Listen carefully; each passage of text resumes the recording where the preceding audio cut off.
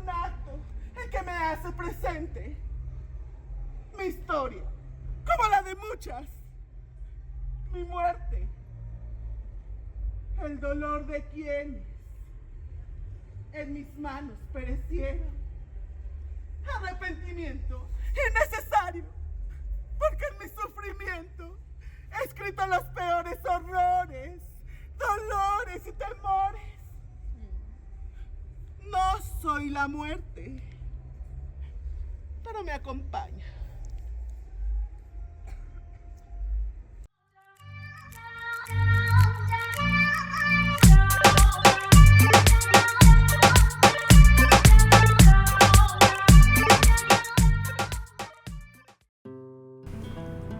How can a party for the dead make you feel so completely, profoundly alive? It's a question that never even crossed my mind until now. We'd come to this historic hacienda in Mexico for what we thought would be a fun Dia de los Muertos. And it was. But the one moment that changed everything wasn't loud or crowded. And it started with a single flower.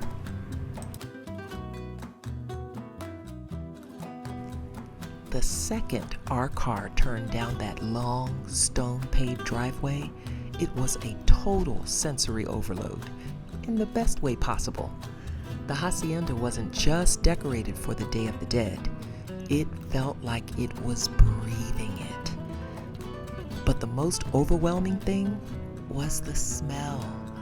It was a mix of fragrant copal incense, a scent meant to purify the air and guide spirits home, and something else, something floral and powerful. Marigolds, thousands of them. They were literally everywhere, lining the pathways, piled high around the fountains, woven into huge arches. This wasn't just a party. This was an invitation to another world. We'd seen pictures, but nothing can prepare you for how vibrant it is in person. We thought we were there for a big, beautiful event celebrating Dia de los Muertos, but we had no idea.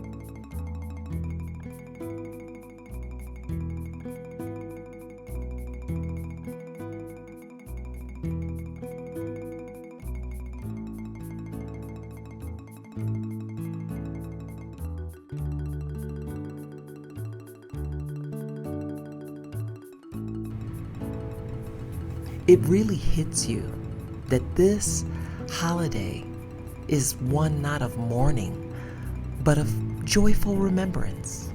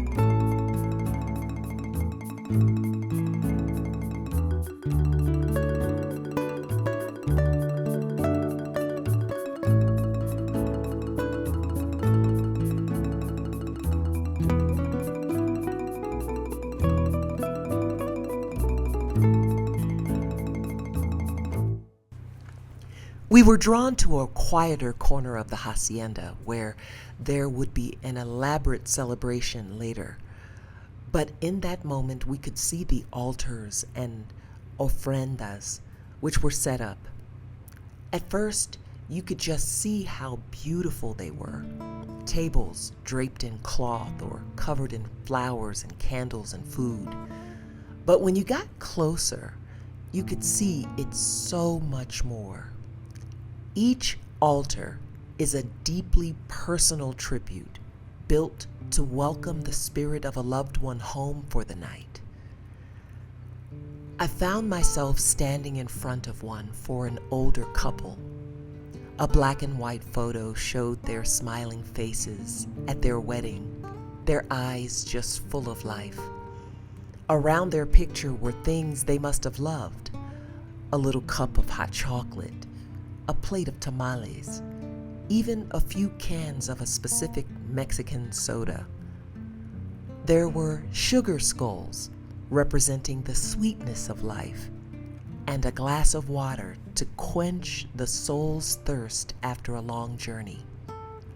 And surrounding it were dozens of flickering candles and a mountain of bright orange marigolds, the cempasúchil. We learned that the flower's strong scent and bright color are believed to create a path, like a road for the spirits to follow, all the way from the cemetery to the altar that's just waiting for them. It wasn't just a decoration, it was a map. Every single thing on that altar had a purpose, a story.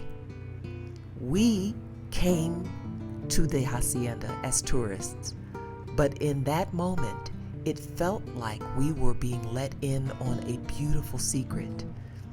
This isn't about celebrating death, but about celebrating a love so strong that death can't contain it.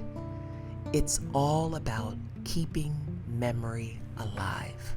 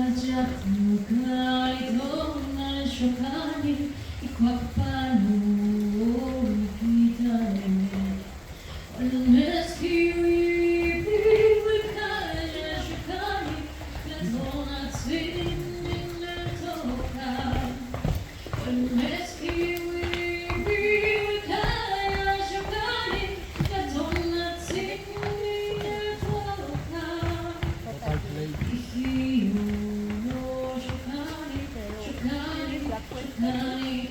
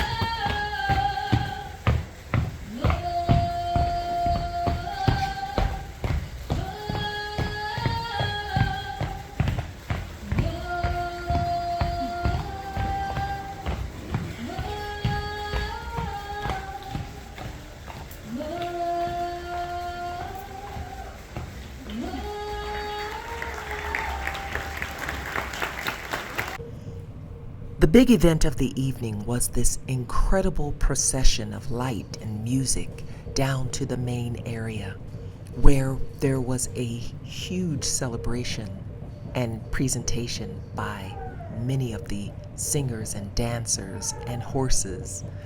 It was incredible. The music was so rich and so full. But in the midst of that, I found myself thinking back to a garden that I had wandered into earlier. The whole garden was just filled with the smell of the marigolds, planted right there, their orange heads practically glowing. And it was in that moment, right then, that I had an epiphany. It was this quiet, sinking feeling of total peace. I remember kneeling down and touching the petals of the cempasúchil. I'd learned the name comes from the Nahuatl language, and it means flower of 20 petals. In pre-Hispanic times, its golden color was linked to the sun, a symbol of life itself. And right there, surrounded by the beauty of that flower, thousands of them, I didn't feel like I was at a festival of the dead. I felt like I was in the middle of an immense, beautiful harvest of memories. All around us, families were sharing the Dia de los Muertos together. And I thought about the ofrenda for the smiling family. I thought about the love that goes into preparing a feast for someone who can only enjoy its aroma. And I thought about my own life. We'd left our old lives behind, feeling so burnt out and searching for something that felt like abundance, but not in a material way. And in that quiet garden earlier, surrounded by flowers meant to guide souls home, I realized I'd found it. This was the abundance of culture, the abundance of history, of a community sharing its deepest traditions with such warmth, the abundance of a love that stretches beyond death. I realized that life isn't just about what you accomplish. It's about who you remember and the connections you make.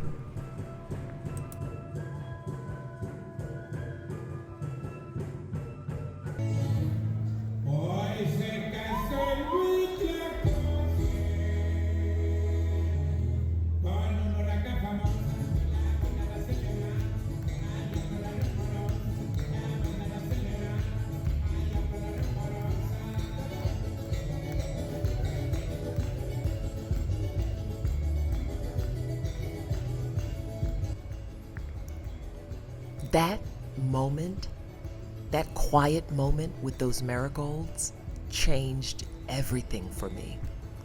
It taught me that abundance isn't about what you have, but it's about what you give, even to those who aren't here anymore. It's about the richness you find when you carry your history with you, when you set a place at the table for your memories. It's a reminder that we are all just a collection of stories, and the most beautiful thing we can do is to keep telling them. The dead aren't gone. They're just visiting. And for one magical night, we were lucky enough to be at the welcome party. Thanks so much for coming on this journey with us. If this story meant something to you, let us know in the comments about a tradition you hold dear in your own culture. And for more stories about travel that changes you, make sure you're subscribed. We'll see you in the next one.